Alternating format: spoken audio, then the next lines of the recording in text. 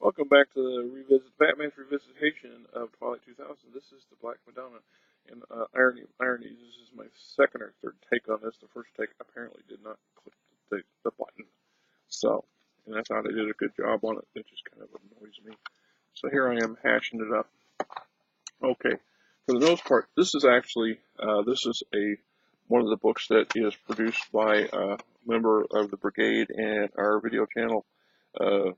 Designed by Frank Frey, the gaming geezer, one of his, and it is, while not a direct sequence of Pirates of Vistula or the Ruins of Warsaw, it can easily be tied in because you're dealing with southern Poland. You're in that line of progression after you've settled the issues of Warsaw. This might be the next big adventure that your group gets wrapped up into.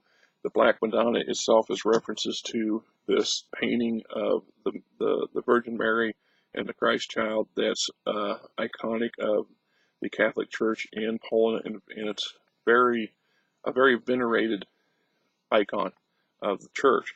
And anybody who has access to this thing or controls this thing can pretty much gain the support of the Polish people. This could be the key to reestablishing the Poland as a government entity or establishing a kingdom in Poland. That's why it's so sought after by everybody else. Apparently, during the rush of the last days of the last major push, the government didn't get a chance to move it out of its location, and the city fell into hands of the Russians, and then so on, and then the thing disappeared. So you find your group discovers a journal, a diary from a dying soldier who is wrapped up in the discovery of the location of where the Black Madonna's been stashed. And of course, it's got some protectors and some other incidentals, and word starts getting out that somebody's found it, and the race is on, not to mention the potential for the various NPC groups that you have encountered in the prior three modules being tied into this, which is another nice segue to it, because you can use a lot of the material from the NPC material from the previous several modules in this particular one as additional build-up. Now, as I've said before, the Twilight 2000 itself, for its era, I don't want to say it's unique, but it's definitely in the less road traveled category, that is heavily story based and light on the mechanics. So it is your rules light game system, one of the early versions. So the downside of this, of course, is it's heavily scripted. You can divert from the storyline. You can, as a GM, you can create your own storyline set in the world. You can utilize bits and pieces of this. It's not really set up that way. You really have a lot of information here to utilize, and you're best off to do it well following the script. It talks about the background history of the Black Madonna itself, its location, why it got left behind, how it got lost, the aftermath, special notes on the subject.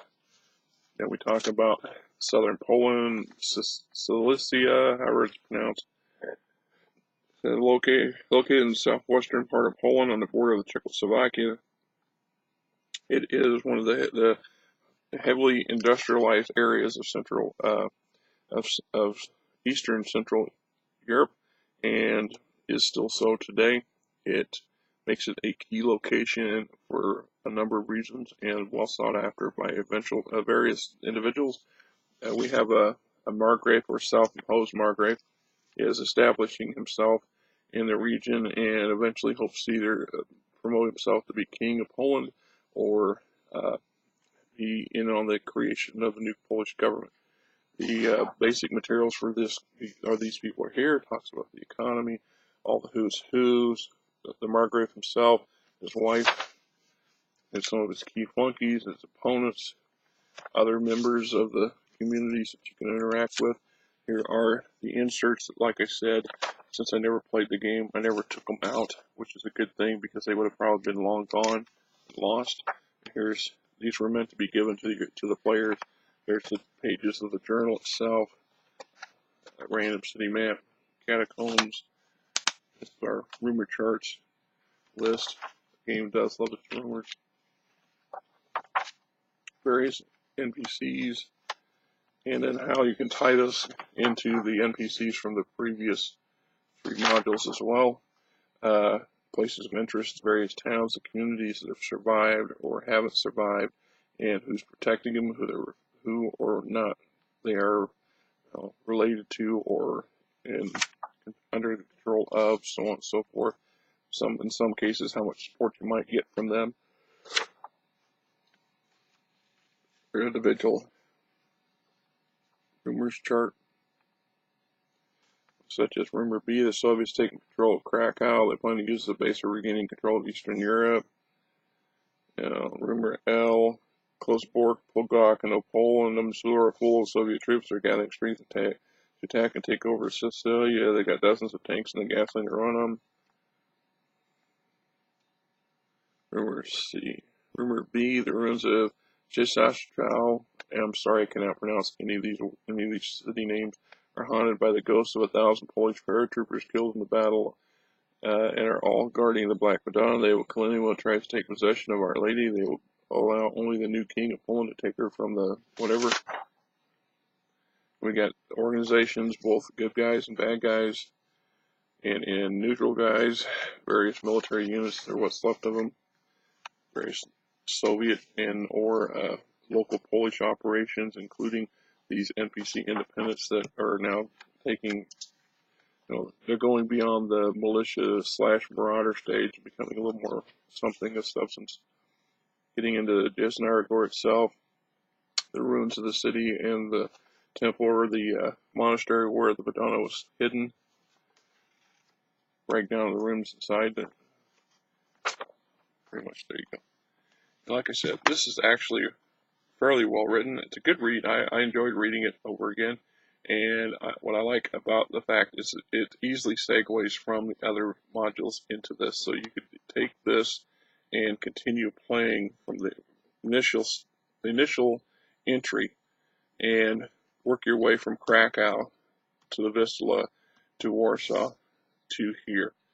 Now, in later modules, it becomes harder to do that because they become further far-flung, and moving them to other locations of the war-torn world, which means obviously the line of progression kind of breaks at that point. But the Black Madonna, like I said, designed by Mr. Frank Ray. It's been an honor to get to know him even briefly, and I hope you find some enjoyment and encourage anybody to, you see these things used sitting on the shelves, buy them up. By all means, buy them. I'm telling you, they're worth having for no other reason, just for the historical read factor. There you got it.